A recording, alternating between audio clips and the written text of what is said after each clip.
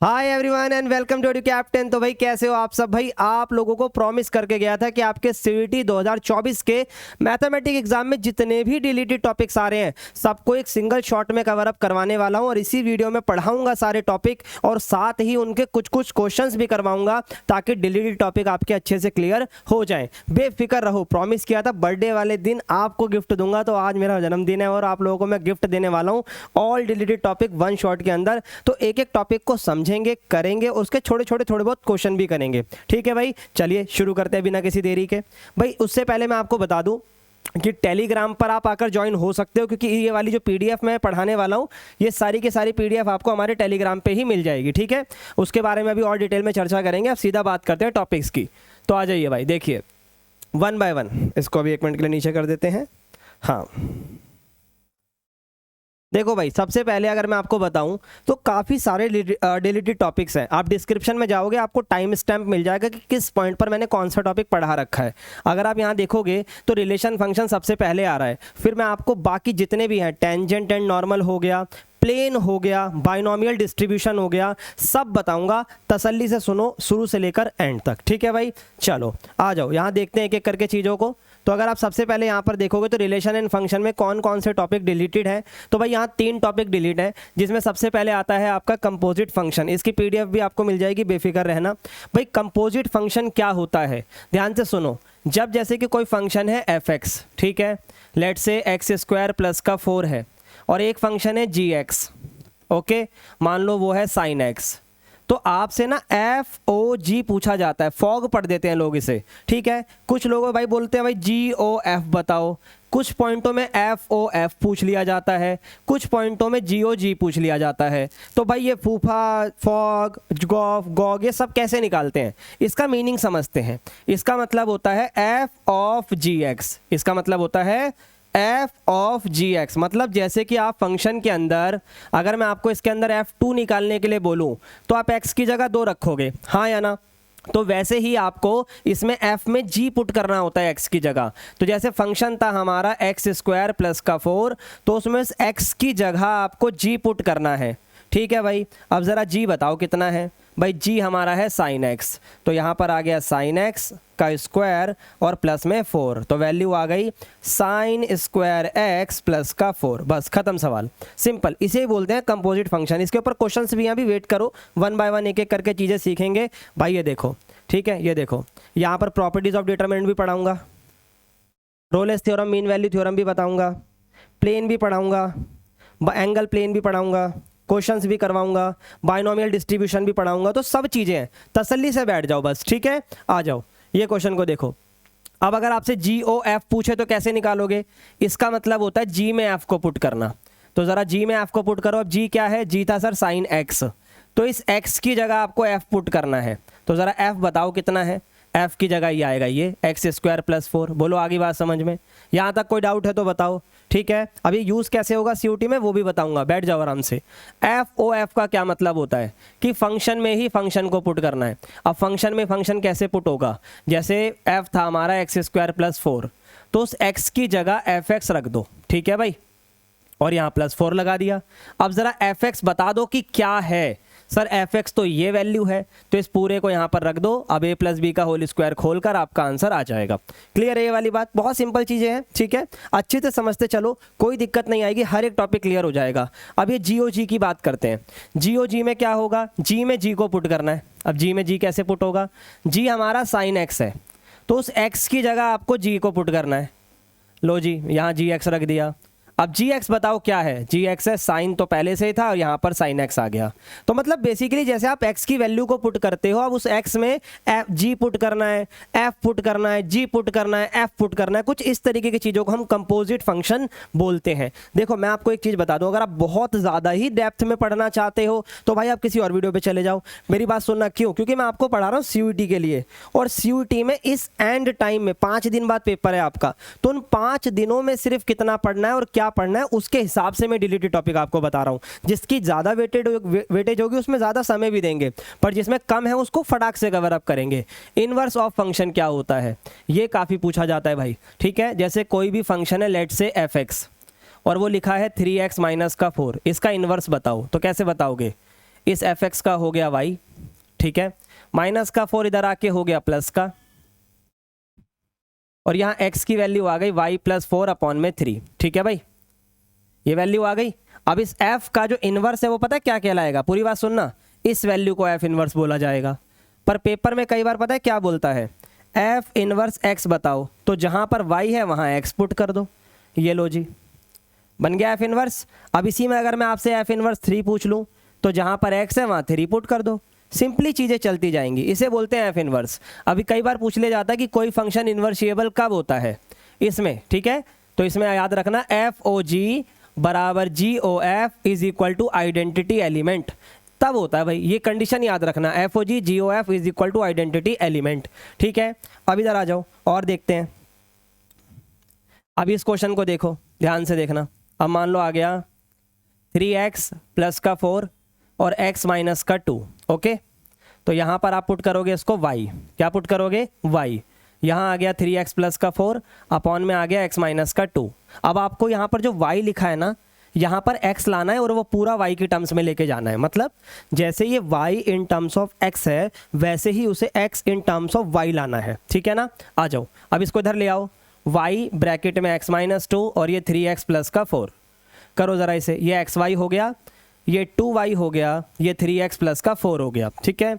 अब देखते जाना, माइनस का 2y उधर जाके प्लस का 3x इधर आके माइनस का, x कॉमन आ गया, अंदर बचा y माइनस का 3, ओके, यहाँ 2y प्लस का 4 है, तो x की वैल्यू कितनी आ गई, 2y प्लस का 4 डिवाइडेड बाय y माइनस का 3, तो इस चीज़ को f इन्वर्स बोला जाएगा। अब अगर ये f इन्वर्स x होगा तो अभी तो ये y है, अगर ये x होगा तो y की जगह बस x पुट कर देना और आंसर आ जाएगा, इसे f इन्वर्स बोला जाता है, ये बात याद रखिएगा, ठीक है। चलिए आगे बढ़ते हैं, बाइनरी ऑपरेशन क्या होता है उसको कराने से पहले एक जो क्वेश्चन है इसको देख लेते हैं कि कैसे क्वेश्चन बनते हैं। एफ ओ जी पूछा है भाई, एफ ओ जी यानी f में g पुट करना है, f कहाँ है, ये रहा, f है हमारा साइन x, तो उसमें x की जगह g पुट करना है, साइन में x की जगह g पुट करना है। ज़रा जी बताओ क्या है सवाल में, जी हमारा एक्स स्क्वायर, और ये पेपर में आया हुआ सवाल है भाई, तो आंसर आ गया हमारा साइन एक्स स्क्वायर, तो ऑप्शन नंबर सी करेक्ट होगा भाई, क्योंकि सिर्फ एक्स पे स्क्वायर है, पूरे साइन पर नहीं है, तो इसका आंसर इस तरीके से होगा। और देख लो, ये लो, आपको एफ एक्स दिया हुआ है और ये एफ एक्स की वैल्यू दी हुई है, तो ये भी रिवर्स क्वेश्चन है, इनवर्स का क्वेश्चन है, ध्यान देना।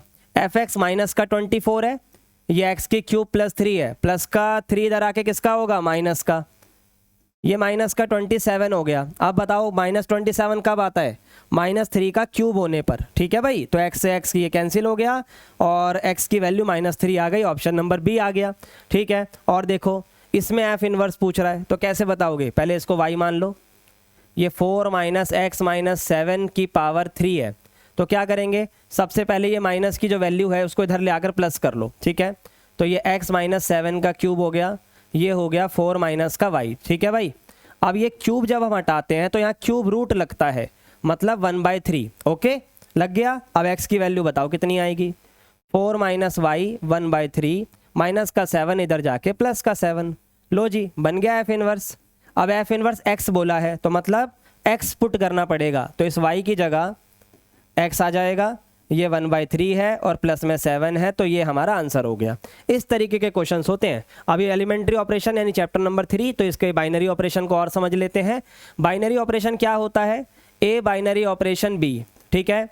देखो भाई, अगर आप लोग इंपॉर्टेंट टॉपिक जानना चाहते हो कि सिर्फ हमें इंपॉर्टेंट टॉपिक बता दो कि कौन कौन से इंपॉर्टेंट टॉपिक पढ़ने हैं, तो आप यहाँ आ सकते हो, ठीक है, मेरी प्लेलिस्ट पे आ सकते हो। वैसे तो मैंने यहाँ सारे टॉपिक्स के एमसीक्यू करवा रखे हैं, देख सकते हो आप।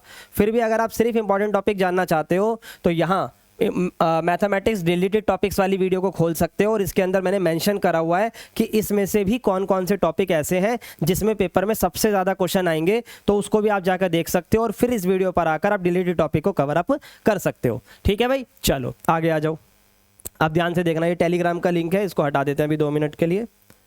आ जाओ भाई वापस आप नीचे, हाँ अब आ जाओ भाई वापस क्वेश्चन पे। बाइनरी ऑपरेशन में ना यहाँ ये ऑपरेशन होता है, ये कई तरीके से बनाते हैं, कुछ लोग ऐसे बना देते हैं, अलग अलग तरीके हैं। इसका मतलब क्या है, मान लो ये बोल रहा है, इसका मतलब है AB + B, मान लो, ठीक है, इसको अभी हटा देते हैं। तो क्वेश्चन ने हमसे बोला अगर ए बाइनरी ऑपरेशन का मतलब ये है तो 2 ऑपरेशन 3 क्या होगा, तो मतलब A की जगह 2 रखना है और B की जगह 3 रखना है, तो A की जगह 2, बी की जगह 3 और प्लस में बी, तो आंसर आ गया 3 दूनी 6 और 3 9 आ गया। लो जी, क्लियर है ये वाली बात। और सुनो, अगर इसी में आपसे मैं बोल दूं ए का बाइनरी ऑपरेशन बी के साथ है ए स्क्वायर प्लस बी स्क्वायर, तो 5 बाइनरी ऑपरेशन 4 बताओ क्या होगा? तो ये होगा 5 का स्क्वायर प्लस 4 का स्क्वायर। सिंपली बस इतनी सी बात है। इसमें दो चीज़ों के रूल होते हैं, बस अपने को वो रूल पता होने चाहिए, उस पर क्वेश्चन ना के बराबरी बनना है। एक होता है अपना कम्यूटेटिव, ठीक है, और एक होता है एसोसिएटिव। बस ये रूल अपने को पता होना चाहिए। कम्यूटेटिव में क्या होता है कि ए बाइनरी ऑपरेशन और बी बाइनरी ऑपरेशन अगर इक्वल है तो वो कम्यूटेटिव है। जैसे कि अगर आप ये देखो, ए को बी के साथ बाइनरी ऑपरेशन करो तब भी यही आएगा, और बी को अगर आप ए के साथ करोगे तब भी यही आएगा। रिवर्स करके देख लेना, ठीक है। लेकिन इस वाले में ऐसा नहीं होगा।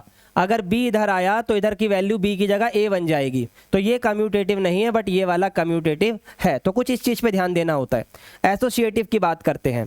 ए का बाइनरी ऑपरेशन सी के साथ, बी और फिर सी के साथ, ध्यान देना, पहले मैं बना दूं फिर बताता हूँ।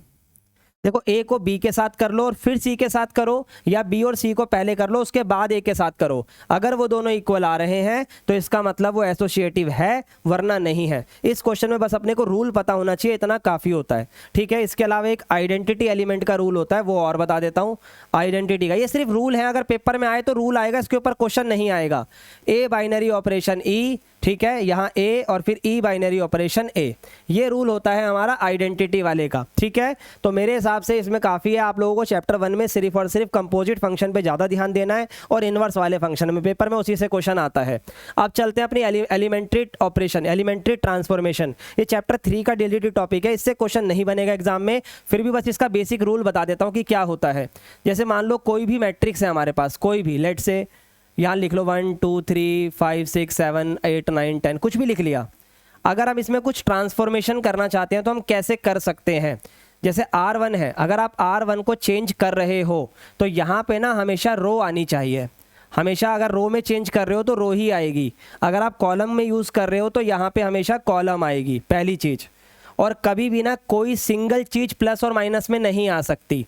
जैसे आप बोलो प्लस का 2 कर दो तो ये गलत होगा, प्लस का 2 नहीं हो सकता, -2 ये भी नहीं हो सकता। फिर क्या होगा सर? आओ वो बताता हूँ। इसी को उठाते हैं। अगर मैं मान लो रो 1 को चेंज कर रहा हूँ रो 1 प्लस रो 2 में, तो इसका मतलब ये हुआ कि रो 1 को चेंज कर दो, रो 1 को चेंज कर दो, और जो नई रो 1 दिखाई देगी वो R1 प्लस R2 के बराबर होगी। इसका मतलब ये हुआ कि रो 1 में अगर चेंज हो रहा है तो रो 2 और रो 3 अनचेंज रहेंगी। इस बात का खास ख्याल रखना होता है। कैसे सर? आओ देखो, मैं आपको बताता हूँ। देखो भाई, यहाँ था 1 2 3 5 6 7 8 9 10, ठीक है। अब देखो ज़रा, R1 change to R1 plus R2, ठीक है। तो यानी रो 2 और रो 3 को सेम रखो, इनको सेम रखो, 2 6 9 3 7 10, ठीक है। अब R1 में क्या चेंज हुआ है? वो रो 1 और रो 2 की जमा है, तो ये रो 1 है और ये रो 2 है, इन दोनों को प्लस करके यहाँ दिखाना है। तो 2 और 1 कितना हो गया? 3, फिर 5 और 6 11। अब आपको समझ में आ रहा होगा, जब आपने किसी वीडियो में प्रॉपर्टीज़ को यूज़ होते देखा होगा तो ये। और अगर आप मैट्रिक्स के क्वेश्चंस को बिना प्रॉपर्टीज़ के, डिटर्मिनेंट के क्वेश्चन को बिना प्रॉपर्टीज़ के सॉल्व करना चाहते हो तो भाई मेरी प्लेलिस्ट पे चले जाना, वहाँ पे आपको काफ़ी आसान तरीके से क्वेश्चन देखने को मिल जाएंगे, ठीक है। प्लेलिस्ट पे कहाँ से जाओगे? आओ एक बार फिर बता देता हूँ भाई। ये रही अपनी प्लेलिस्ट, यहाँ से खोलना मैट्रिक्स। ये लो, ये तो गलत, हाँ ये वाली वीडियो खुल गई, गलत वीडियो बोल रहा हूँ, सॉरी। ये देखो, मैट्रिक्स एंड डिटर्मिनेंट की वीडियो खोल लेना। यहाँ पर मैंने आपको डिटर्मिनेंट के क्वेश्चन शॉर्टकट से करना सिखाए हैं, बिना उस चीज़ों के, ठीक है ना। तो इनको भी जाकर आप देख सकते हो। चलो वापस आते हैं, बैक टू द वर्क। तो देखो भाई, ये हो गया 1 और 2 3, 5 और 6 11, 8 और 9 17। इस तरीके से भी चीज़ें बदली जा सकती है। चलो मान लो मैं फिर से बदलना चाहता हूँ, पर अब मैं क्या बदल रहा हूँ? R2 change to 3R2। अब तो आपने कहा था सर कि कोई कांस्टेंट नहीं हो सकता। भाई कोई कांस्टेंट नहीं हो सकता, पर एक सिंगल वैल्यू ऐसे हो सकती है। किसके साथ? जब कोई चीज़ मल्टीप्लाई में हो रही है तब। अगर अब मैं सिर्फ इसको ऐसे कर दूं R2 change to R2 plus 2, तो ये गलत होगा। सिर्फ प्लस माइनस का 2 सिंगल डबल में नहीं कर सकते, डायरेक्टली आपको कोई वैल्यू यानी मल्टीपल एलिमेंट यूज़ करना पड़ेगा, ठीक है। थोड़ा सा इसका यूज़ कम ही रखना, ये इतना ज़्यादा पेपर में आना नहीं है। अगर आपको ये नहीं भी आता तो भी चलेगा, कोई दिक्कत वाली बात नहीं है। एक बार इसे मैं थोड़ा सा डायरेक्टली लिख देता हूँ। लेट्स से एक क्वेश्चन है 3 6 9 एक्स वाई 2 4 5 6, ठीक है। अगर आप R1 change to R1 plus R2 कर रहे हो तो R2 और R3 में कोई चेंज नहीं होगा, तो ये 6 9 y2 5 और 6 ही रहेगा। लेकिन R1 में क्या चेंज आएगा, R1 में चेंज आएगा 3 + 6 9, क्योंकि वो दोनों की जमा है, ठीक है। फिर आएगा x + y और फिर आएगा 5 और 4 9, ठीक है। चलिए यहाँ तक बहुत बढ़िया। आगे बढ़ते हैं, प्रॉपर्टीज़ ऑफ डिटर्मिनेंट। ये बहुत इंपॉर्टेंट है, ये आपको नॉलेज होनी चाहिए, और पेपर में बिना प्रॉपर्टीज़ के यूज़ करे क्वेश्चन को कैसे करना है ये चीज़ तो मैंने अपनी वीडियो में आपको बताई ही है शॉर्टकट तरीके से। अब आ जाओ इधर भाई। The value of the determinant remain unchanged. The value of the determinant remain unchanged if its row and column are interchanged. मतलब अगर आप रो और कॉलम को आपस में बदल देते हो तो उसकी डिटर्मिनेंट की वैल्यू पे कोई फर्क नहीं पड़ता। कैसे? जैसे ए है, ठीक है, एक मैट्रिक्स है 2 3 4, इसका डिटर्मिनेंट निकालो फिर इसका ट्रांसपोज कर दो, तो जो डिटर्मिनेंट पहले आ रहा था अब भी वही आएगा, कोई खास फर्क नहीं आएगा। तो ए का ट्रांसपोज उसी के डिटर्मिनेंट के बराबर होता है, ये बात याद रखना। यहीं से एक बात मैं आपको और बता दूं कि अगर कभी भी किसी डिटर्मिनेंट की कोई सिंगल रो में 3 जीरो दिख जाए तो इसका मतलब उसका आंसर भी 0 आएगा, ये बात याद रखना। 3 जीरो दिख जाए तो उसका आंसर भी 0 आएगा। अगला, इफ़ एनी 2 रो और कॉलम, ये और लिखता मतलब कॉलम में भी ये बात हो सकती है। अगर 2 रो और column of a determinant are interchanged then the sign of the determinant change. इसका क्या मतलब है वो मैं आपको बताता हूँ। देखो, लेट्स से ये डिटर्मिनेंट है 2 4 1 3 5 और 3 1 4 और 6। देखो, इसका कोई भी आंसर आ रहा हो, लेट्स से इसका आंसर आ रहा है डिटर्मिनेंट, ठीक है। अगर आपने कोई भी दो रो या कॉलम को इंटरचेंज करा, लेट्स से ये R1 है और ये R2 है, इसको ज़रा इंटरचेंज करते हैं। आ जाओ, 3 5 3 पहले लिख दिया और 2 4 1 बाद में लिख दिया। रो 3 में कोई फर्क नहीं आया, वो 1 4 6 है, तो इसका आंसर होगा माइनस का डिटर्मिनेंट। बस ये चीज़ याद रखो, चीज़ वही है, बस अगर कोई भी 2 रो या 2 कॉलम आपस में चेंज हो रही हैं तो उस क्वेश्चन के आंसर में माइनस का फर्क आ जाएगा। अगर इसका डिटर्मिनेंट पहले 10 आ रहा था मान लो, तो इसका डिटर्मिनेंट माइनस का 10 आएगा। ये चीज़ हमें समझानी थी, ठीक है। चलो आगे बढ़ते हैं। ये देखो भाई, इफ़ एनी 2 और of a determinant are identical, ये मैं आपको पहले भी बता चुका हूं कि अगर किसी डिटर्मिनेंट की 2 रो या 2 कॉलम आइडेंटिकल हो या प्रोपोर्शनल हो तो उस केस में डिटर्मिनेंट का आंसर वैसे भी 0 ही आता है। फॉर एग्जाम्पल 2 4 6 1 2 3 और 8 9 10, ध्यान दो इधर, 1 2 3 और 2 4 6 ये प्रोपोर्शनल है। ये क्या है? प्रोपोर्शनल है। अगर आप ध्यान दो तो 1 दूनी 2 2 दूनी 4 3 दूनी 6 प्रोपोर्शनल है ना, तो इसको सॉल्व करने की भी जरूरत नहीं है, इसका डिटर्मिनेंट का आंसर सीधा 0 आएगा। बेफिक्र हो जाओ, इजी सी बात है, ठीक है।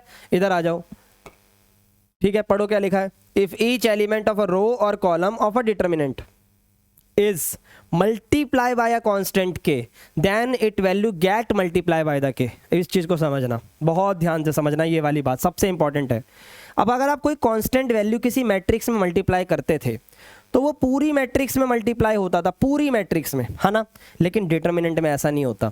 डिटर्मिनेंट में अगर कोई मैट्रिक्स है, लेट्स से ABCDEFGHK, कुछ भी लिख दिया मैंने, ठीक है, तो अगर आप इस k को मल्टीप्लाई करोगे तो वो किसी एक रो में होगा या किसी एक कॉलम में होगा, पूरे में नहीं होगा। इस बात का खास ख्याल रखना, इसके बारे में काफ़ी डिटेल में चर्चा करी है। तो भाई ये जो k है ना, इस k को या तो आप सिर्फ इसमें मल्टीप्लाई करो या सिर्फ इसमें या सिर्फ इसमें, पूरे में करोगे तो गड़बड़ हो जाएगी। पूरे में कभी नहीं होता मल्टीप्लाई, याद रखना। डिटर्मिनेंट में सिर्फ एक ही में होगा, तो ये कुछ ऐसा दिखाई देगा। मान लो मैं पहले में कर रहा हूँ तो ये KA KB KC कुछ ऐसा दिखाई देगा। तो कॉमन भी ऐसे आ सकता है, यस। अगर सिर्फ एक रो में कुछ कॉमन आ रहा है तो आप कॉमन ले सकते हो, लेकिन ये चीज़ सिर्फ डिटर्मिनेंट में एप्लीकेबल है। ये हो गया KD, ये हो गया KE और ये हो गया KF, और फिर अपना सॉरी अगर मैं इसको हटा देते हैं, एक सेकंड रुको, इसको हटाओ क्योंकि एक ही में करना है। तो ये D, ये अपना DEFGHK, ये सेम रहेंगे, इनमें कोई चेंज नहीं आएगा। तो सिर्फ एक सिंगल एलिमेंट सिंगल रो में होता है। अगर मेरे को सेकंड में करना है तो फर्स्ट और थर्ड में नहीं कर सकता, थर्ड में करना है तो फर्स्ट और सेकंड में नहीं कर सकता, इस बात का याद रखना। बाकी अभी क्वेश्चन आएगा तब और अच्छे से बताता हूँ।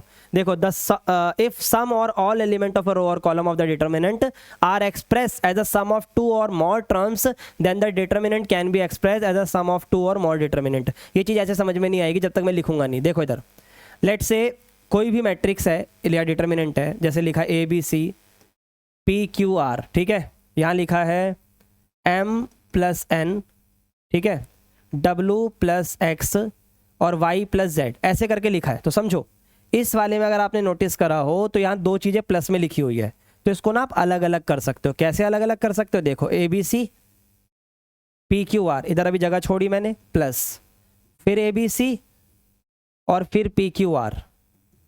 तो यहाँ पर यही ध्यान देना है कि अगर ऐसे वैल्यू प्लस में आ जाए या माइनस में आ जाए तो आप इनमें से इसके पहले वाले एलिमेंट को इधर रख सकते हो m w y, और जो बच गए उनको इधर रख सकते हो n x और z। इस चीज़ का ध्यान रखना होता है। इससे क्या बेनिफिट होता है अभी क्वेश्चन दिखाता हूँ मैं आपको, ध्यान से देखना। ये क्वेश्चन भी है वैसे तो, बट अभी ये वाला पहले देखो एक एग्जाम्पल के साथ।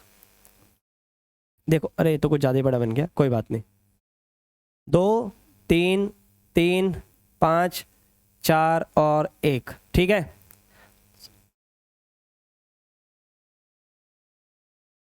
ये देखो इसका डिटर्मिनेंट बताना है, कैसे बताओगे ध्यान से देखना। पहले इसको वही लिखो 2 3 4 5 3 5 और 1, ठीक है। पूरा देखना 3 5 1, इसको इरेज करते हैं पहले।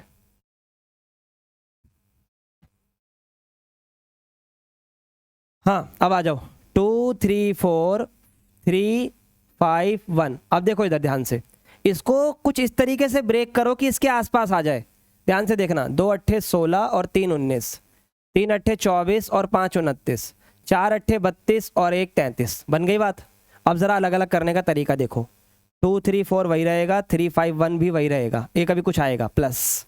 इधर आ जाओ, फिर 2 3 4 वही रहेगा, 3 5 1 वही रहेगा, इधर से आएगा 3 5 1, ओके। और इधर क्या आएगा 2 इंटू 8, फिर 3 इंटू 8 और फिर आएगा 4 इंटू 8। ज़रा समझो अब यहाँ से क्या बेनिफिट हुआ। ये वाली जो कॉलम है और ये वाली जो कॉलम है आइडेंटिकल आ गई तो इसका आंसर 0 आ गया, समझना। अब मैंने आपको क्या कहा था, कॉमन वाली प्रॉपर्टी, एक कॉलम में से कॉमन आता है जो भी आता है।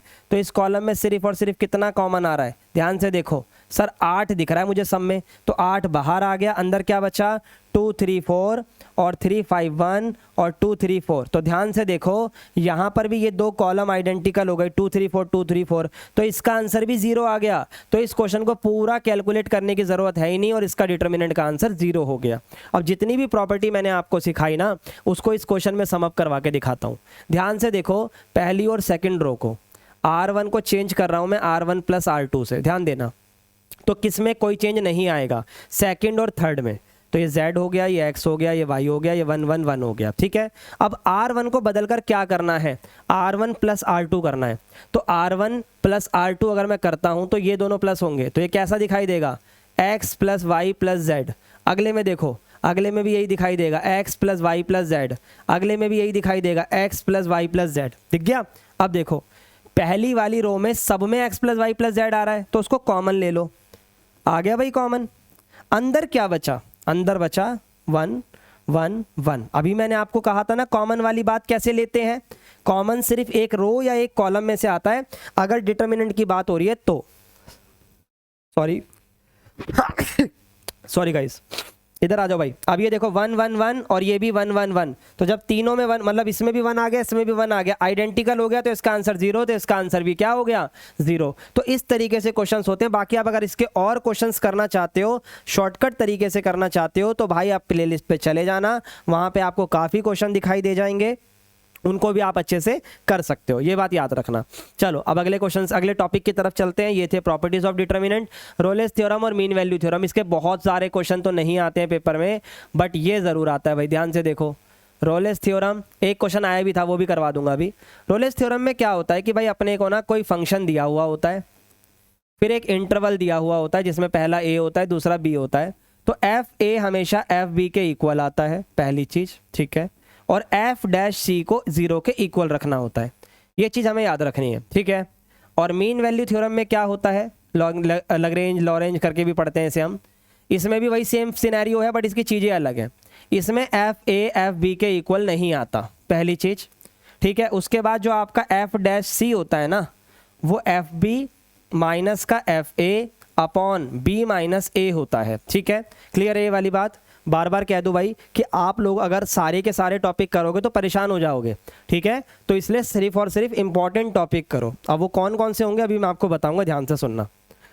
यहाँ देखो क्या लिखा है, Rolle's theorem hold for the function F x this, यानी सिर्फ इसमें रोलेस थ्योरम की बात हो रही है। ये पेपर में आया हुआ क्वेश्चन है, प्रीवियस ईयर है, तो इसलिए मैं आपको बता रहा हूँ। इसी को करके चले जाना, ज़्यादा इधर उधर मत देखना।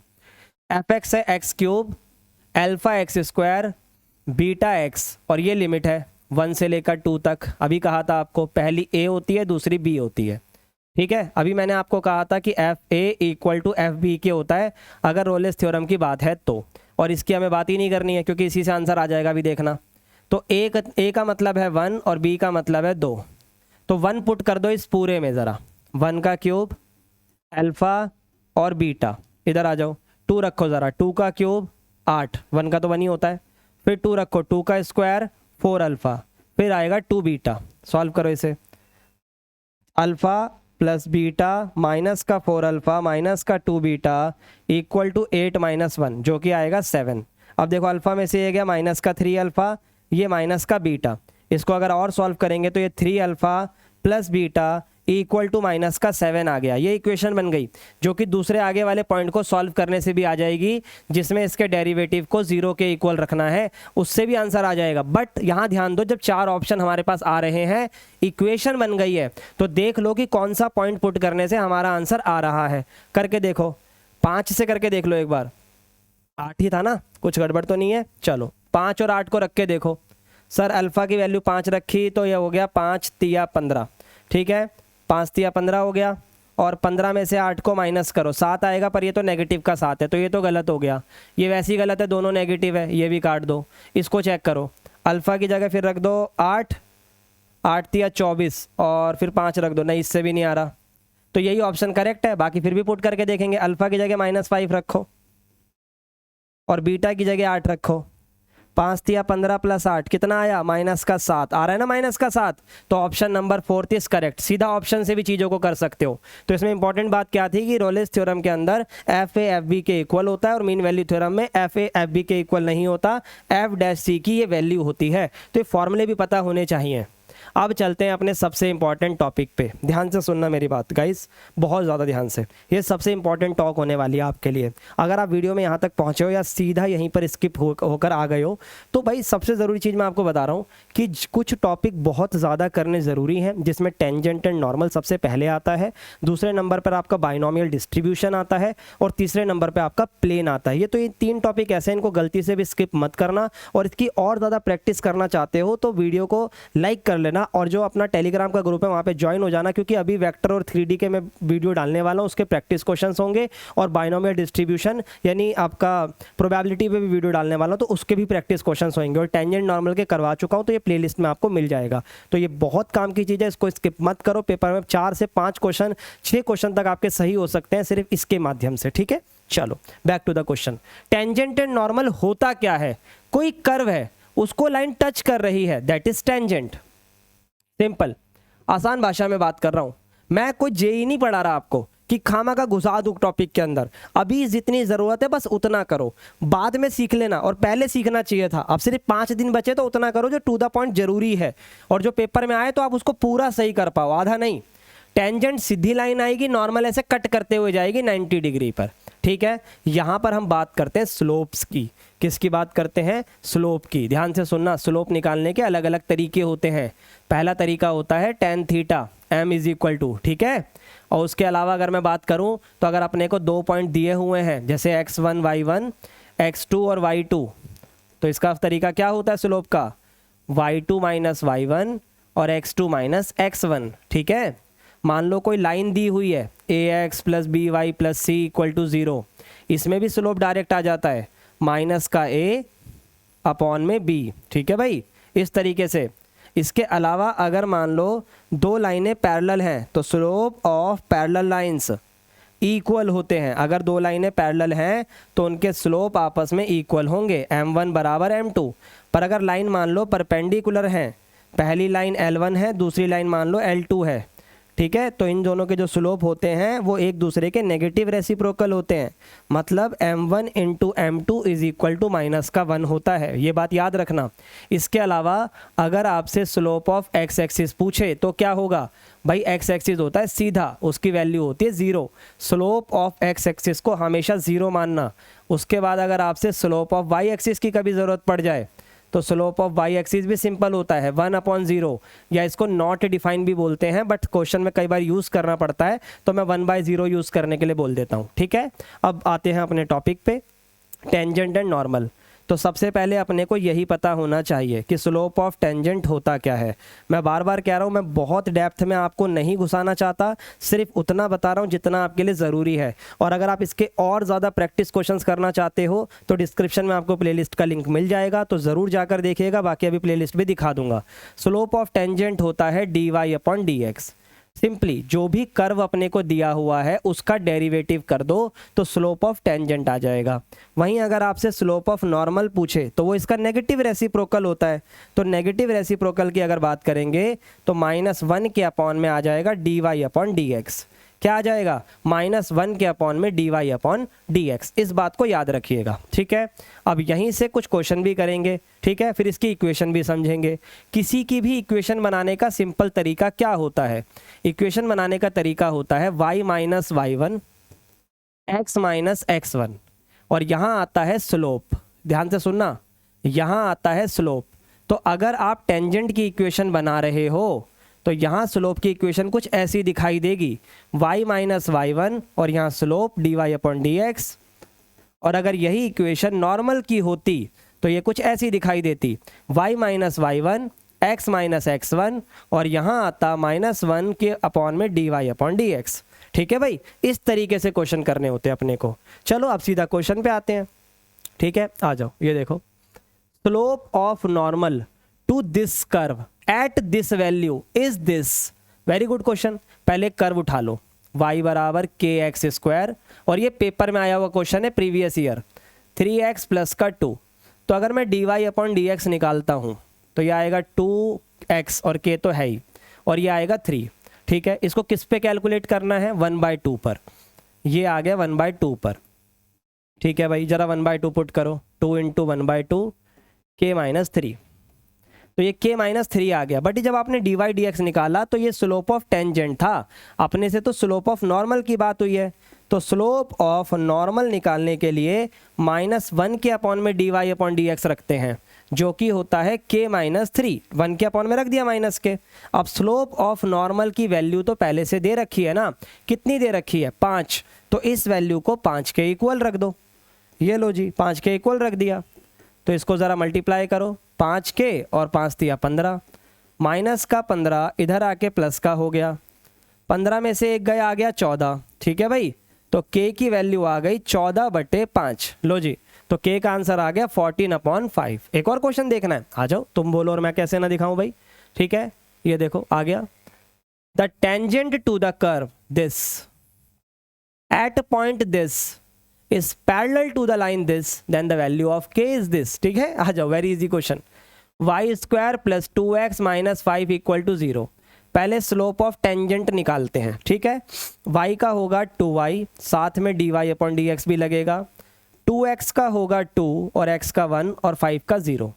तो dy/dx की वैल्यू कितनी आ गई, ये आ गई -2, प्लस का 2 उधर जाके माइनस का, और फिर 2y को डिवाइड में ले आओ, ये कैंसिल हो गया, तो ये आ गया -1/y। ठीक है भाई, ये आया किसका स्लोप, स्लोप ऑफ टेंजेंट का।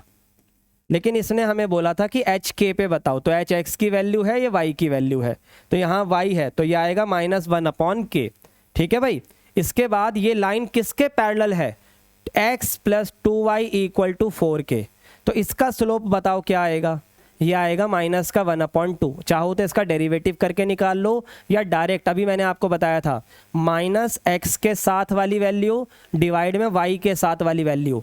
माइनस एक्स के साथ 1 है और वाई के साथ 2 है, ठीक है। अब ये दो लाइनें आपस में पैरेलल हैं तो इन दोनों के स्लोप भी इक्वल होंगे। तो माइनस का 1/2 और माइनस का 1/k कैंसल, तो k की वैल्यू आ गई 2। तो लो जी, k का आंसर कितना आ गया 2, ऑप्शन नंबर सी। बोलो यहाँ तक बात समझ में आ गई भाई? अच्छे से बात समझ में आ गई, बहुत बढ़िया। अब चलते हैं प्लेन की तरफ। अब ये प्लेन क्या होता है पहले से समझना पड़ेगा, क्योंकि इसके भी 2 या 3 क्वेश्चन पेपर में देखने को मिलते हैं, ठीक है। आ जाओ ध्यान से सुनना। 3 केस होते हैं जिसमें प्लेन को हम मानते हैं। A plane is determined by uniquely if one of the following condition is known. 3 condition है। पहला, जब नॉर्मल टू द प्लेन हो और इस distance from the origin given हो, तो इसको हम नॉर्मल फॉर्म बोलते हैं। इसके बारे में अभी डिटेल में बात करेंगे, ठीक है। दूसरा होता है कि it passes through a point, एक पॉइंट से पास थ्रू हो रहा हो और परपेंडिकुलर हो किसी भी डायरेक्शन पे, और ये परपेंडिकुलर वाली बात को नॉर्मल बोलते हैं हमेशा, याद रखना।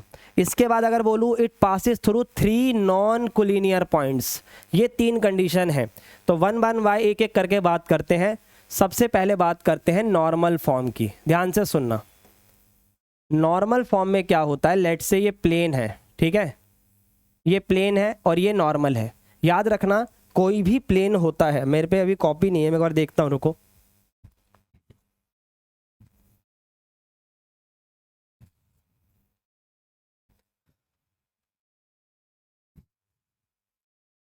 ये देखो, अगर मान लो ये कोई कॉपी है, ठीक है, मतलब वैसे तो डब्बा है, इसको ऐसे समझ लो, आपको ये प्लेन पेपर है, ठीक है। अगर ये प्लेन है ऐसे करके, ठीक है, इस प्लेन पर कोई ऐसे एक परपेंडिकुलर लाइन आ रही है, तो ये जो परपेंडिकुलर दिख रहा है आपको, ये जो परपेंडिकुलर है इसे नॉर्मल कहा जाता है। इसे क्या कहा जाता है, नॉर्मल। तो इस प्लेन पर जो लाइन ऐसे आती है और जो परपेंडिकुलर होती है उसे नॉर्मल कहते हैं, ठीक है। अब इसके बारे में और डिटेल में चर्चा करेंगे, ध्यान से सुनते जाना। अब ये तो हो गई प्लेन और ये हो गया इसका नॉर्मल, ठीक है। तो और इसी नॉर्मल के अंदर भी हम कई चीज़ों की बात करते हैं जब डिस्टेंस फ्रॉम द ओरिजिन बोला हो। तो ये इक्वेशन कुछ ऐसी दिखाई देती है, R vector dot N cap is equal to D. अब ये जो डी होता है ये डिस्टेंस फ्रॉम द ओरिजिन होता है, डिस्टेंस फ्रॉम ओरिजिन। वीडियो को लाइक कर लो, चैनल को सब्सक्राइब कर लो, क्योंकि इस वाले टॉपिक्स पे और ज़्यादा क्वेश्चंस की प्रैक्टिस वेक्टर 3D में करवाने वाला हूँ, ठीक है। एन कैप का मतलब होता है नॉर्मल टू द वेक्टर, पूरी बात सुनना, sorry normal to the plane, vector वही बात है। और आर तो किसी भी इक्वेशन को बनाने का तरीका होता है। तो ये हो गई इसकी वेक्टर फॉर्म। अब बनाते हैं इसकी कार्टेशियन फॉर्म। तो कार्टेशियन फॉर्म में ये होता है X Y Z, X Y और जेड, ठीक है।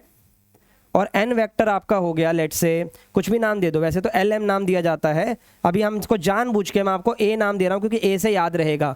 जैसे लाइन में आप ए बी सी बोलते हो ना छोटा, तो प्लेन में आप कैपिटल लेटर में ए बी सी बोल लो, ठीक है भाई। और इक्वल टू में आपका डी है ही। अब इनको डॉट करोगे तो ये आएगा ए एक्स बी वाई प्लस सी जेड और इक्वल टू में डी। तो ये बन गई इक्वेशन ऑफ प्लेन, ठीक है। अब एक चीज़ का याद रखना, सबसे ज़्यादा ज़रूरी चीज़ यही है कि अगर आपसे नॉर्मल की बात हो रही है, तो अगर आपसे कोई बोल रहा है ना डी आर्स ऑफ प्लेन, ध्यान से सुनना इस बात को। अगर किसी ने बोला D Rs of the plane, direction ratios of the plane, तो आपको ये बात याद रखनी है, direction ratios of the plane का मतलब ही ये होता है ए बी सी। मतलब नॉर्मल के डी आर्स, जो डी आर्स ऑफ नॉर्मल है ना, उसी को D Rs of the plane बोला जाता है। जो नॉर्मल के डी आर्स होते हैं उसे ही D Rs of the plane बोला जाता है, ठीक है। क्वेश्चंस करेंगे, बेफिक्र रहो। अब इसके बाद सेकंड केस आता है जिसमें पासिस थ्रू पॉइंट हो। अब पासिस थ्रू पॉइंट क्या होगा, ये होगा x1 y1 z1, ठीक है। चलो इसके बाद होगा इस पासिस थ्रू के अलावा एक नॉर्मल वेक्टर होगा जिसे परपेंडिकुलर बोलता है वो, तो उसके डी आर्स होंगे ए बी सी। तो ये बनाने को तो कुछ ऐसा बनेगा वेक्टर फॉर्म में, R minus A dot N cap, ठीक है। कैप मत लगाओ, सीधा वेक्टर लगा लो और इक्वल टू 0, क्योंकि डॉट प्रोडक्ट 0 होता है चीज़ों का, ठीक है। अब देखते चलो, आर वेक्टर अपने को पता है एक्स होता है, ए क्या होता है x1 y1, है ना, x minus x1 y minus y1 और z माइनस z1, ठीक है भाई। यहाँ पर आ गया कैपिटल ए, यहाँ आ गया कैपिटल बी, यहाँ आ गया कैपिटल सी और इक्वल टू में आ गया 0। तो कुछ इस तरीके की इक्वेशन होती है भाई। सिंपल से क्वेश्चन से शुरू करता हूँ। मान लो किसी ने बोला the plane is passes through the 1 2 minus का 3, इस पॉइंट से पास थ्रू हो रही है, ठीक है, and perpendicular to the plane, जिसके डी आर्स अपने को बता दिए 2 4 और 6 है, ये प्लेन के डी आर्स है, ठीक है ना। अब सुनो इक्वेशन कैसे बनाओगे, इक्वेशन ऑफ प्लेन कैसे बनेगी।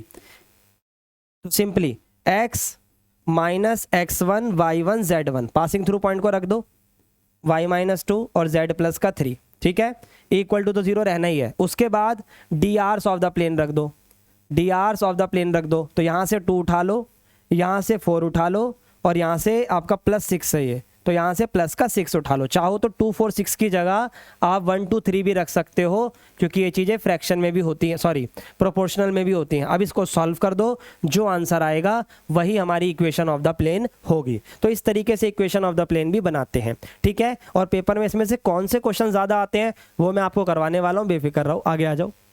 अब अपने पास आ गए 3 non collinear point, 3 non collinear points क्या होते हैं, ध्यान से सुनना। 3 नॉन कोलिनियर पॉइंट्स क्या होते हैं भाई।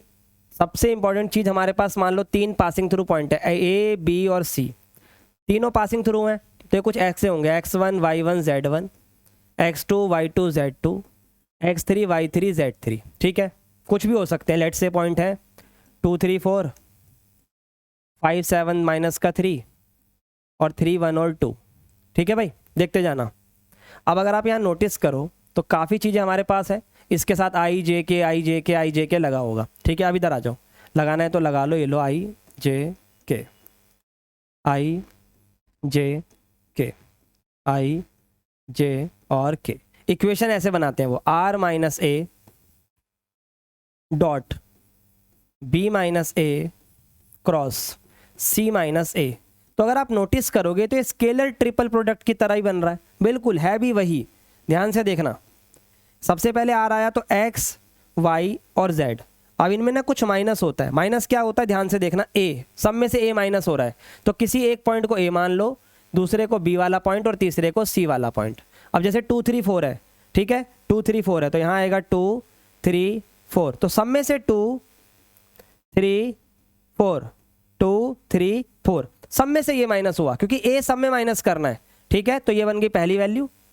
अब b कहाँ से आना है, b अपना सेकंड है, 5 7 माइनस 3, फिर अपना c आना है 3 1 और 2। लो जी दोबारा देखो, r की वैल्यू के लिए x y z आ गया, ठीक है। b वाली वैल्यू के लिए क्या आ गया, 5 7 माइनस 3, 5 7 माइनस 3, फिर उसके लिए कितना आ गया 3 1 2, 3 1 2। उसमें से माइनस क्या हुआ, पहली रो में सब में देखो, पहली दूसरी जिसमें सब में देखो a माइनस हो रहा है, सब में क्या माइनस हो रहा है, a कितना है 2 3 4। तो देखो 2 3 4 2 3 4 2 3 4, बस अब इसको डिटर्मिनेंट को सॉल्व कर लो, इस डिटर्मिनेंट को सॉल्व कर लो भाई। कितना आएगा सर, x माइनस का 2 आएगा, y माइनस का 3 है, z माइनस का 4 है, ये अपना 3 हो गया, ये 4 हो गया, ये माइनस का 7 हो गया, ये 1 हो गया, ये माइनस का 2 हो गया, ये माइनस का 2 हो गया, और इसको इक्वल टू 0 रख दो और इसको सॉल्व कर दो, बात खत्म। इसको इक्वल रखकर सॉल्व कर दो, सिंपल, और ज़्यादा सोचना ही नहीं है इसके बारे में। अब इसके डिटर्मिनेंट को तो ओपन कर ही सकते हो ना।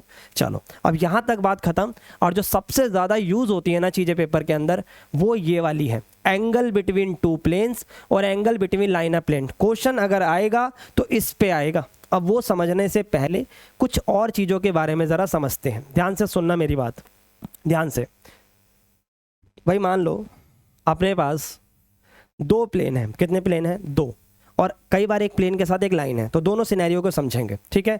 मैं किसी किताब को लेकर आना चाहता था पर है नहीं, कोई बात नहीं, अभी जाना पड़ेगा, फिर वीडियो रुकेगी, कोई फ़ायदा नहीं है।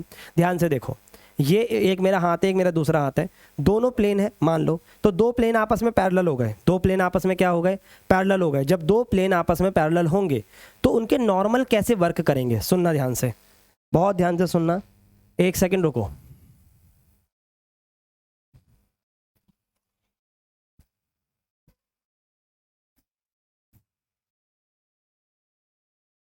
चलो कोई नहीं, अभी चीज़ें नहीं है तो प्लेन और लाइन समझो। सबसे पहले 2 प्लेन्स है, 2 प्लेन किस तरीके से आपस में कंसीडर हो सकते हैं। मान लो ये पहला प्लेन है, उसी के नीचे ये दूसरा प्लेन है। तो अगर इस प्लेन का नॉर्मल इस पे परपेंडिकुलर है तो उस प्लेन का नॉर्मल भी तो इस पे परपेंडिकुलर होगा, हाँ या ना। अगर इस प्लेन का ये नॉर्मल इस पे टच हो रहा है, ध्यान से देखना, तो अगर इधर से कोई नॉर्मल निकल रहा हो तो मेरे दूसरे हाथ पे आ रहा होता तो वो भी तो इस पे टच हो रहा होता। तो इसका मतलब अगर दो प्लेन आर पैरेलल हैं, अगर दो प्लेन आपस में पैरेलल हैं तो उनके नॉर्मल भी पैरेलल होंगे, उनके नॉर्मल भी पैरेलल होंगे। क्या ये बात से एग्री करते हो? ज़रा सोचो, दो प्लेन पैरेलल हैं तो उनके नॉर्मल भी पैरेलल हैं। अच्छा, अगर दो प्लेन परपेंडिकुलर हैं, अगर दो प्लेन परपेंडिकुलर हैं तो उनके नॉर्मल भी परपेंडिकुलर होंगे। ये चीज़ क्यों बता रहा हूँ? क्योंकि कई बार परपेंडिकुलर की ज़रूरत पड़ सकती है, कई बार पैरेलल की ज़रूरत पड़ सकती है। ध्यान से देखो, ये थ्योरी में आ जाते हैं क्वेश्चन। अब जैसे ये प्लेन है, ठीक है, इसका नॉर्मल ये रहा। अब दूसरा प्लेन अगर इस पे परपेंडिकुलर होगा तो कैसे होगा, मैं आपको कैसे दिखाऊं। हाँ ये देखो, तो कैमरे में भी देखता रहता हूँ, सही दिख रहा है। हाँ, मान लो इधर से एक प्लेन आ रहा है, इधर से एक और प्लेन आया। अब इस प्लेन का जो नॉर्मल है वो सामने की तरफ निकलेगा, समझो, ये इधर से आ रहा है, ठीक है, इसका नॉर्मल ये है। अगर दूसरा प्लेन आएगा और वो ऐसे अगर आ गया और इसका नॉर्मल यहाँ से निकल रहा होता यूँ हवा में, तो आपस में एक दूसरे को इंटरसेक्ट नहीं कर रहे होते। कैसे सर? देखो, मान लो एक प्लेन इधर से आ रहा है, एक प्लेन नीचे है, इसका नॉर्मल इस तरफ आ गया, इसका नॉर्मल इस तरफ से आ गया, तो ये दोनों आपस में परपेंडिकुलर होंगे या नहीं होंगे? बिल्कुल होंगे, सिंपल सी बात है। तो दो प्लेन अगर पैरेलल होते हैं तो उनके परपेंडिकुलर भी पैरेलल, सॉरी, उनके नॉर्मल यानी परपेंडिकुलर्स, उनके जो इनको परपेंडिकुलर बोल देता हूँ मैं, उनके जो नॉर्मल हैं वो भी पैरेलल होंगे। और दो प्लेन अगर परपेंडिकुलर हैं तो उनके नॉर्मल्स भी आपस में परपेंडिकुलर होंगे। इस बात को याद रखना, कई जगहों पर क्वेश्चन में काफ़ी काम आती है ये बात, ठीक है। चलो अब इधर आ जाओ, सेकेंड थिंग, लाइन और प्लेन। लाइन और प्लेन क्या होता है? देखो ध्यान से सुनना। अब ये एक प्लेन है, ये एक प्लेन है और ये एक लाइन है। ध्यान से देखो, लाइन और ये प्लेन, साफ साफ दिख रहा है कि जो लाइन है वो प्लेन के पैरेलल है। तो जो उसका नॉर्मल होगा वो लाइन पे क्या होगा? बिल्कुल, जो नॉर्मल है ना वो परपेंडिकुलर होगा लाइन पे। क्वेश्चन कैसे आता है उसके बारे में भी बात करूंगा, पर ज़रा समझो।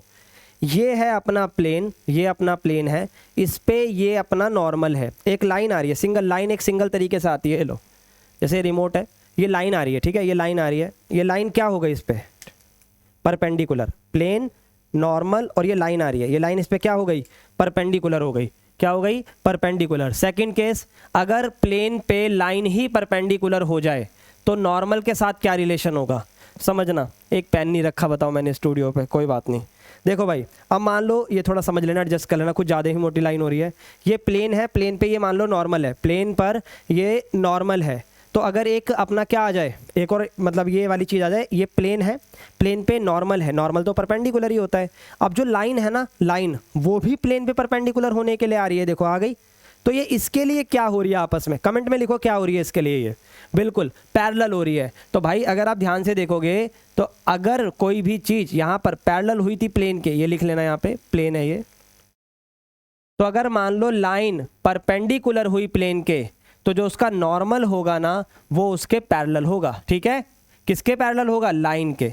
तो यहाँ उल्टा चल रहा है। अगर प्लेन प्लेन के साथ रिलेशन बना रहा है तो डायरेक्ट रिलेशन है, plane parallel normal parallel, plane perpendicular normal perpendicular. इसमें उल्टा है, अगर प्लेन परपेंडिकुलर है लाइन पे, ठीक है, तो प्लेन जो है परपेंडिकुलर है लाइन पे तो नॉर्मल से पैरेलल होगा, और प्लेन अगर पैरेलल है लाइन के तो नॉर्मल से परपेंडिकुलर होगा। उल्टा चलता है। इस पे क्वेश्चन कैसे बनता है अब मैं बताता हूँ। जगह कम पड़ गई क्या? कोई बात नहीं, इसके तो फॉर्मूले मैं आगे भी दिखा दूंगा, क्वेश्चन यही दिखा देता हूँ। देखो ध्यान से देख लेना। मान लो कोई प्लेन है, ठीक है, कोई भी प्लेन है, वो प्लेन है मान लो 3x प्लस का 4y माइनस का 3z इक्वल टू 3 है। ये प्लेन की इक्वेशन है। फिर आ गई एक लाइन, लाइन है अपनी x minus 4/3, y minus 3/2k और z प्लस का 4/5, ठीक है। ये दो प्लेन, दो मतलब एक लाइन हो गई, प्लेन हो गई। क्वेश्चन ने बोला है जो लाइन है ना वो प्लेन पे पैरेलल है, ठीक है। क्वेश्चन क्या बोला है? जो लाइन है वो प्लेन के पैरेलल है। तो तो अब आपको पता है लाइन जब प्लेन पे पैरेलल होती है तो उसका नॉर्मल तो उस पर परपेंडिकुलर होता है, और जब दो चीज़ें परपेंडिकुलर होती हैं तो उनका डॉट प्रोडक्ट ज़ीरो होता है। सिंपल सी बात है। तो अगर डॉट प्रोडक्ट ज़ीरो है तो यहाँ से पहले डी आर्स उठाओ, तो प्लेन के जो डी आर्स है वो क्या होंगे, 3 4 माइनस का 3। इसके डी आर्स उठाओ, 3 2 के और 5, बस डॉट प्रोडक्ट लगा दो, 3 इंटू 3 4 इंटू 2 के और माइनस का 3 इंटू 5 और इक्वल टू आ गया 0। लो जी, 3 तिया 9, 4 दूनी 8 और 5 तिया 15। अब मेरे हिसाब से इसको सॉल्व कर कर के की वैल्यू आराम से निकाली जा सकती है। ठीक है भाई, तो 8k इक्वल टू 6 आ गया, तो k का आंसर आ गया 6/8, और अब डिवाइड करके आंसर आप 3/4 बोल सकते हो। क्लियर हो गई क्या ये वाली बात? इस तरीके से कंडीशंस हमें पता होनी चाहिए। कई बार लाइन में डी आर्स की ज़रूरत पड़ती है तो ये चीज़ें हमारे काफ़ी काम आती हैं। अब चलते हैं एंगल के टॉपिक पे। एंगल के टॉपिक को ध्यान से सीखना। अगर एंगल बिटवीन टू लाइन है, ये तो डिलीटेड नहीं है, ये मैं पढ़ा ही चुका हूँ, ठीक है ना। इसके अलावा एंगल बिटवीन टू प्लेन, और उसके बाद एंगल बिटवीन लाइन और प्लेन, ठीक है। ध्यान से सीखना 1 बाय 1, आसान है। अगर प्लेन की बात, लाइन की बात करूँ तो लाइन ऐसे होती है a1 plus lambda b1 a2 और म्यू b2, ठीक है भाई। तो यहाँ पर भी बात करेंगे, पहले इधर आ जाओ। प्लेन में क्या होता है, R vector dot n1 d1, R vector dot n2 d2। इधर आ जाओ, इधर होगा आर वेक्टर बराबर ए वेक्टर जमा लैम्डा बी वेक्टर, ठीक है। और फिर होगा R vector dot N vector बराबर डी वेक्टर। 3 सिनेरियो आ गए, एक एक करके अब एक एक करके बनाते हैं। देखो सबसे पहले लाइन की बात करते हैं, सिर्फ लाइन की। तो यहाँ आएगा कॉस थीटा, और जो डी आर्स होते हैं वो बी वाले होते हैं, तो यहाँ बनेगा b1 dot b2 divided by b1 और b2, ठीक है। सिंपल सी बात है। इधर आ जाओ, अब टू प्लेन्स की बात करेंगे, उसमें भी यही होगा, सेम सिनेरियो, बस यहाँ पर n वेक्टर आ जाएगा, ठीक है भाई। बाकी सॉल्व करना हम लेक्चर के अंदर सीखेंगे, बेफिक्र रहो, ठीक है। आ जाओ, बोलो यहाँ तक कोई डाउट है तो क्या? जो भी डी आर्स होंगे उसको डायरेक्टली सॉल्व करना है, सिंपल। इधर आ जाओ। अब इसमें समझने वाली बात है, क्योंकि लाइन भी है और प्लेन भी है, लाइन भी है और प्लेन भी है। तो लाइन के डी आर्स तो होंगे बी वेक्टर और प्लेन के डी आर्स होंगे एन वेक्टर, और इस केस में कॉस थीटा नहीं साइन थीटा निकल कर आता है, इस बात का याद रखना। क्योंकि cos 90 minus theta sine theta होता है, वो बिल्कुल कंडीशन बनती है, तो आप याद रखो इसमें साइन निकल कर आता है। हो सकता है पेपर में कॉस पूछ ले, हो सकता है इसमें कॉस निकल रहा है तो आपसे साइन पूछ ले, तो वो आपको सॉल्व करना पड़ेगा π/2 माइनस थीटा करके, बेसिक सी चीज़ है। आप और पेपर में भी आया है, साइन थीटा होगा यहाँ पर सबसे पहले B vector dot N vector. अब बी और एन का डी आर कर लो, मतलब डॉट प्रोडक्ट कर लो, और फिर नीचे बी का मैग्नीट्यूड और एन का मैग्नीट्यूड। ये 3 फॉर्मूले होते हैं, एक बार देख लो, मैं फ्रेम से हट जाता हूँ, देखो ध्यान से। आर वेक्टर बराबर a1 plus B lambda b1 वाले में b1 b2, अगले वाले में n1 n2, और लास्ट वाले में b डॉट और n डॉट। इस चीज़ का याद रखो, इस तरीके से एंगल आते हैं, ठीक है। सिंपल तरीके से करो। अब इसके बाद है अगला topic, distance of a point from a plane. इसका क्वेश्चन भी आगे देखते चलना। ये देखो सिंपल फॉर्मूला है, कोई भी पॉइंट कैसे होता है, x1 y1 z1, ठीक है भाई। अब इसके बाद प्लेन कैसे होता है, प्लेन होता है ax by cz, माइनस का d बराबर 0, प्लस का d इधर आके माइनस का। तो डिस्टेंस का फॉर्मूला काफ़ी सिंपल है, ध्यान से सीखना। जो भी इक्वेशन आई है ना उसको उठा के यहाँ रख दो, a bracket b bracket c bracket minus में d, ठीक है। नीचे नॉर्मल के डी आर्स के स्क्वायर, a का स्क्वायर b का स्क्वायर और c का स्क्वायर, और फिर रख दो उनमें passing through point x1 y1 और z1। इस तरीके से डिस्टेंस निकाला जाता है। एक क्वेश्चन तुरंत करवाता हूँ तब समझ में आएगा। ये पॉइंट है, x1 है y1 है z1 है, उसके बाद प्लेन है हमारे पास। तो प्लेन की इक्वेशन है x प्लस 2y माइनस का 2z माइनस का 9 इक्वल टू 0, ठीक है। अब इसको ध्यान से देखो, डिस्टेंस का फॉर्मूला भी क्या बताया मैंने आपको, जो भी प्लेन की इक्वेशन है उसमें x y z की जगह ब्रैकेट बना दो, बस, बाकी सब सेम रखो। देखो ध्यान से भाई, 1x 2y minus 2z minus 9 पूरा सेम है। नीचे इन्हीं के डी आर्स का स्क्वायर, 1 का स्क्वायर 2 का स्क्वायर माइनस 2 का स्क्वायर। इसके बाद अपने को पुट करने हैं, क्या पुट करने हैं, ध्यान से देखना भाई। क्या पुट करने हैं, x1 y1 और z1। तो x1 कितना है 2, ये है 3 और ये है माइनस का पाइप, जो ज़्यादा लाइट हो गया, हाँ 2 3 माइनस का 5। सिंपल मैंने पॉइंट पुट करे हैं x1 y1 z1, बाकी सीधा प्लेन उठा दिया। 2 एकम 2, 3 दूनी 6, 5 दूनी 10, माइनस का 9। नीचे आ जाओ, 2 का स्क्वायर 2 का स्क्वायर 1 का स्क्वायर 9 होता है। 10 में से 9 गया 1, 6 और 1 7, 7 और 2 9, 9 डिवाइडेड बाय 3, क्योंकि अंडर रूट 9 बाहर आके 3 होता है। 3 तिया 9, ये लो जी पेपर में आए हुए क्वेश्चन को उड़ा दिया, आंसर 3 होगा, बात खत्म। ठीक है भाई, चलो बहुत ही बढ़िया। इसी में ना एक टॉपिक और आता है, डिस्टेंस बिटवीन टू प्लेन। अगर दो प्लेन पैरेलल हैं तो उनके बीच का डिस्टेंस क्या होगा, ये डायरेक्ट क्वेश्चन है, ध्यान देना।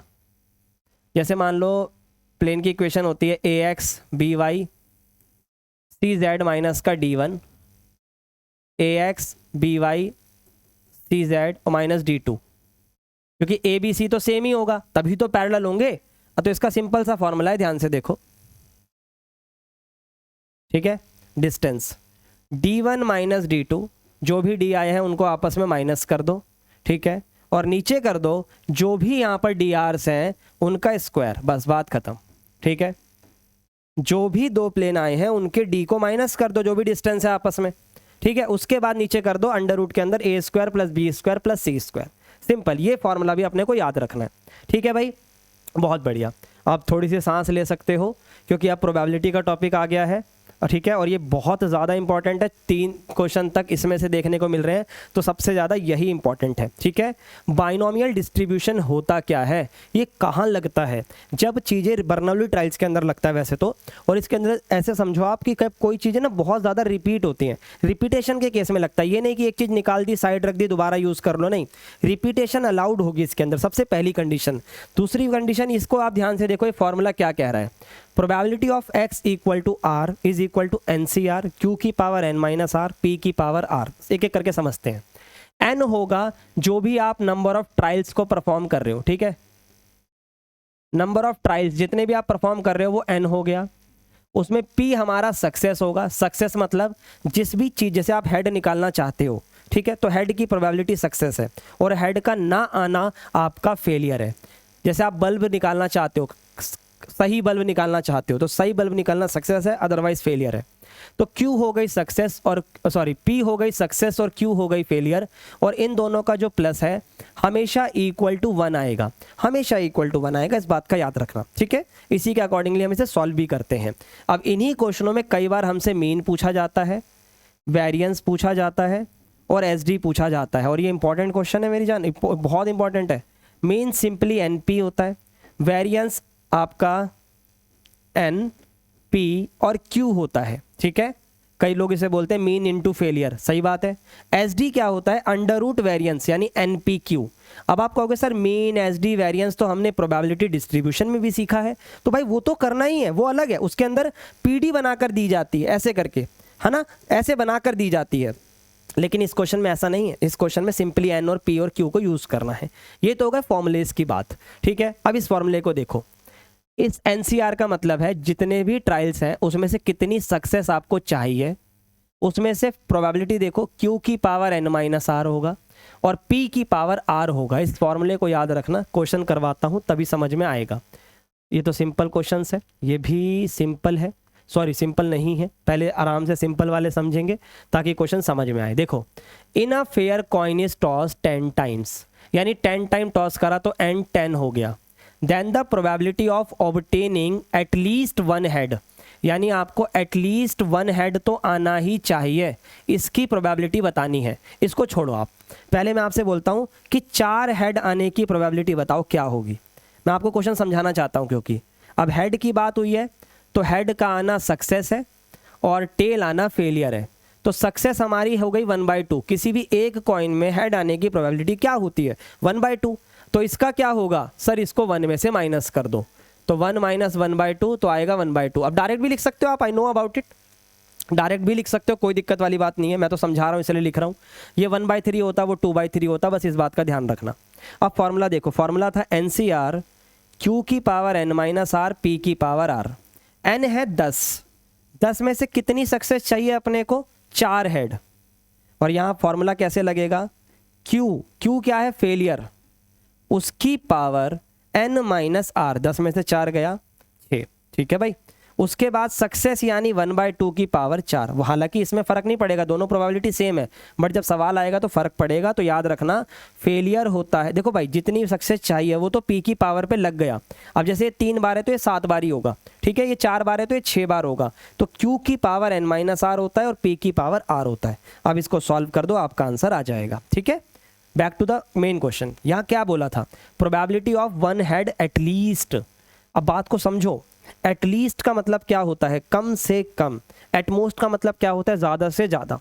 मतलब क्या है इसका, ध्यान से सुनना इस बात को। एटलीस्ट और एटमोस्ट का मतलब मैं आपको बताता हूँ। एटलीस्ट का मतलब होता है जब आपको कोई चीज़ कम से कम चाहिए होती है। कम से कम का मतलब जैसे मैंने आपको बोला कि भाई कम से कम पास होने के लिए 33 नंबर चाहिए होते हैं। तो अगर आप 34 नंबर लाओगे तो भी आप पास हो, 35 लाओगे तब भी आप पास हो, बट 33 से नीचे आए तो आप फेल हो। तो जो चीज़ बोली है आप उससे ऊपर जा सकते हो। सेकेंड केस एटमोस्ट, अगर आपको यूँ बोला है कि आपकी मम्मी ने कि भाई जा बाजार में जा, एटमोस्ट 20 रुपये के मोमोज खा के आई हो और आप खा के आ गए 25 रुपए के, तो मम्मी की बात को जरा हिंदी में ट्रांसलेट करते हैं। मम्मी ने आपको बोला था ज्यादा से ज्यादा 20 रुपए के मोमोज खाइयो, तो इस बात से क्या समझ में आया कि अगर मैंने 20 से ऊपर के खाए, 21, 22, 23 के खाए तो चप्पल आएगी उड़ती हुई। तो आपने वही काम करा, आप घर पे जाके आप पिटने वाले हो। तो एटमोस्ट के केस के अंदर हमें ऊपर नहीं जाना होता। एटमोस्ट 20 बोला है तो आप फ्री में आ जाओ, मतलब 0 रुपए के खा के आओ, एक भी मत खा के आओ। मम्मी बोलेगी ओ मेरे लाल आजा प्यार करूं तुझे। तो वो बात को याद रखना, एटमोस्ट में नीचे रहो और एटलीस्ट में ऊपर जाओ, ये दो बातों को याद रखो। अब आ जाओ इस क्वेश्चन में, एटलीस्ट वन हेड बोला था तो कम से कम एक हेड तो आना ही चाहिए। 2 भी आ सकता है, 3 भी आ सकता है, 4, 5, 6, 7, 8, 9, 10 आ सकते हैं। क्या नहीं आ सकता, 0 हेड नहीं आ सकते। अब समझो, किसी भी प्रोबेबिलिटी का टोटल 1 होता है, 1 में से 0 हेड को माइनस कर दो। समझो, अगर 1 में से 0 हेड को मैं माइनस कर दूंगा तो क्या बचेगा, ऑब्वियस सी बात है 0 हेड गया तो 1, 2, 3, 4 सारे बच गए ना, ये चीज़ समझनी थी, ठीक है। अगर एटलीस्ट 2 हेड बोलता तो प्रोबेबिलिटी ऑफ 0 हेड और प्रोबेबिलिटी ऑफ 1 हेड दोनों को माइनस करते। अब आ जाओ इधर भाई, कितने हेड चाहिए, 0, कितने में से, 10 में से, सही है। Q की पावर n माइनस आर और P की पावर r, ठीक है भाई। 10C0 1 होता है, Q 1/2 है, उसकी पावर 10 है और ये 1/2 की पावर 0 है। विच प्ले 0 रोल, यहाँ पर तो कोई फर्क ही नहीं पड़ रहा, तो आंसर आ गया 1/2 की पावर 10। 2 की पावर 10 होता है 1024, एलसीएम लेके माइनस करो, 1023/1024 ऑप्शन में है, yes option number 3 is correct. समझ में आई बात। थोड़ा सा और इसको कठिन करते हैं, आ जाओ। पहले इसके बारे में भी आप बात करूंगा, बेफिक्र रहना। देखो क्या बोला है, in a binomial distribution n is equal to 10, p is equal to 1/3, तो q कितना हो गया, 2/3 हो गया, ठीक है भाई। तो आपको बताना है probability of the event that unequal number of failure and success. समझो, ये है नंबर ऑफ सक्सेस और ये है नंबर ऑफ फेलियर। अगर आपको 10 सक्सेस मिली है तो फेलियर कितनी मिलेगी, 0। 9 सक्सेस मिली है तो फेलियर कितनी मिलेगी, 1। टोटल 10 है ना, मैं प्रोबेबिलिटी की बात नहीं कर रहा हूँ, टोटल 10 इवेंट की बात है। 10 में से अगर 9 इवेंट सक्सेसफुल है तो 1 फेलियर होगा। 8 पे 2, 7 पे 3, 6 पे 4, 5 पे 5, ठीक है। 4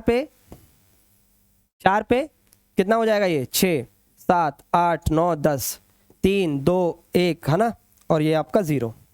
अब जरा समझो क्वेश्चन ने क्या बोला है, probability of an event, the probability of an event that unequal number of failure and success. Unequal number of, तो ये सब अनइक्वल है, ध्यान से देखना, तू नहीं, ये जितने भी मैंने अंडरलाइन करे सब अनइक्वल हैं, बस इसको छोड़कर, हाँ या ना। यानी 5 सक्सेस और 5 फेलियर इक्वल है, तो मैं इन सब की प्रोबेबिलिटी का सम तो 1 होता है, 1 में से प्रोबेबिलिटी माइनस करूंगा इक्वल वाले की। अब इक्वल वाले का क्या मतलब है, 5 सक्सेस और 5 फेलियर, इसको माइनस करना है मुझे, सिंपल। अब आ जाओ इधर, सक्सेस को कंसीडर करते हैं हम हमेशा। 10 में से कितनी चीज निकालोगे आप, सर 5, ठीक है। अब पूरी बात सुनना, फिर Q की पावर n माइनस आर, 10 में से 5, और P की पावर भी 5, सेम ही आना था वैसे तो। 10C5, Q कितना है सर, Q था अपना 2/3, कैसे आया था, 1 में से 1/3 को माइनस करके। ये 5 और ये भी 1/3 की पावर 5। अब उम्मीद है कि इसको कैलकुलेट कर कर अभी कॉपी पेन पर आप कमेंट में इसका आंसर दोगे कि कौन सा आंसर करेक्ट होगा। ये नहीं हो सकता, ये नहीं हो सकता, इन दोनों में से कोई होगा। अभी आपको देखना है कौन सा होगा। ठीक है, चलिए बहुत बढ़िया। अब थोड़ा सा और एक क्वेश्चनों को देखते हैं। Mean of the binomial distribution is 12, तो NP 12 है। ये लो, ऐसे होते हैं क्वेश्चन। स्टैंडर्ड डेविएशन यानी NPQ अंडर रूट में ये 2 है। ठीक है, तो आपको n बताना है। आ जाओ, पहले अंडर रूट का स्क्वायर करो।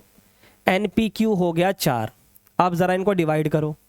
NPQ को डिवाइड कर दो NP से, तो 4 डिवाइड होगा 12 से, 4 तिया 12, तो Q आ गया 1/3। तो Q का आंसर अगर 1/3 आया है तो P का आंसर आएगा 1 - 1/3, 2/3 P आ गया। लो जी, अब इधर आ जाओ। NP 12 था, P 2/3 है, N बराबर 12 × 3/2 है, 2 × 6 12 और 6 × 3 18, तो N का आंसर कितना आएगा 18। तो option number first is correct. Option number first is correct. ऐसे क्वेश्चन आते हैं पेपर में, और प्रीवियस ईयर क्वेश्चन है भाई। चलो एक आखिरी रह गया था, ये और बता दूं भाई, याद रखना अगर वेरिएंस, जैसे मान लो किसी डेटा का वेरिएंस आया है 4 और अगर आपसे बोला है कि वेरिएंस ऑफ 3x बताओ, मतलब उसी पूरे डेटा में 3 मल्टीप्लाई हो रहा है, तो जो नया वेरिएंस होता है ना वो 4 तो रहता ही है, उसमें मल्टीप्लाई होता है इस नंबर का स्क्वायर। ठीक है, ये बात याद रखना। तो जैसे कि यहाँ पर देखो x के साथ a मल्टीप्लाई हुआ है तो वेरिएंस में a का स्क्वायर मल्टीप्लाई होगा, ये बात याद रखना। तो ये बात करेक्ट है। ठीक है सर, प्लस से फर्क नहीं पड़ता। यस, वेरिएंस को प्लस और माइनस से फर्क नहीं पड़ता, सिर्फ मल्टीप्लाई और डिवाइड मैटर करती है। अच्छा, वेरिएंस का क्या यही फॉर्मूला होता है? यस, प्रोबेबिलिटी डिस्ट्रीब्यूशन में हमने पढ़ा है, यही होता है। मीन में क्या होता है? जो मल्टीप्लाई हो रहा है वही मल्टीप्लाई होगा, जो प्लस हो रहा है वही प्लस होगा। तो ये भी करेक्ट है। तो A B C करेक्ट हो गए भाई, सीधी सी बात है। D गलत है, क्यों? क्योंकि मीन का फॉर्मूले में कभी स्क्वायर नहीं आता। ठीक है भाई, आई होप आपको ये डिलीटेड टॉपिक का जो सेशन है वो बहुत अच्छा लगा होगा। एक बहुत काम की बात आपसे मैं कहने वाला हूँ, ध्यान से सुनिएगा।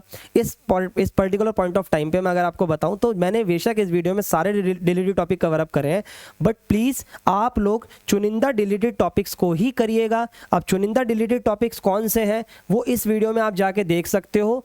ठीक है, मैथमेटिक्स डिलीटेड टॉपिक वाली वीडियो, तो इसके अंदर मैंने वो मेंशन करा है, तो सिर्फ और सिर्फ आप वही करना, वही आपके काम की चीज़ होती है। अच्छा, scalar triple product vector 3D के लेक्चर के अंदर करने वाला हूँ, तो भाई बाकी चैप्टर की अगर आप प्रैक्टिस करना चाहते हो तो ये देखो, इन चैप्टरों में मैंने चीज़ों को शॉर्टकट तरीके से करना सिखाया है, तो उम्मीद है कि इनको भी जाकर आप अच्छे से देखोगे। तो that's all about from the today's class. मिलते हैं नेक्स्ट वीडियो में, and bye bye and take care guys. और अच्छे से पढ़ाई करते रहो। किसी भी प्रकार की दिक्कत है टेलीग्राम पे आ जाओ, इसका लिंक भी डिस्क्रिप्शन में मिल जाएगा, वहाँ पे बहुत अच्छे से बातें करेंगे। और डेली जो क्विज होती है ना, आप लोगों को मैं यहाँ पर डेली क्विज कंडक्ट करता हूँ, उसमें आप लोगों को प्राइज भी पे करता हूँ। ठीक है, तो इस बात का याद रखना। वहीं कोई बच्चा जीत रहा है, जैसे इस क्वेश्चन का आंसर दिया, तो उसको प्राइज मिलता है। ठीक है, वो आपको ग्रुप पर आओगे तो बच्चे खुद भी बता देंगे। ठीक है भाई, बाय बाय गाइस।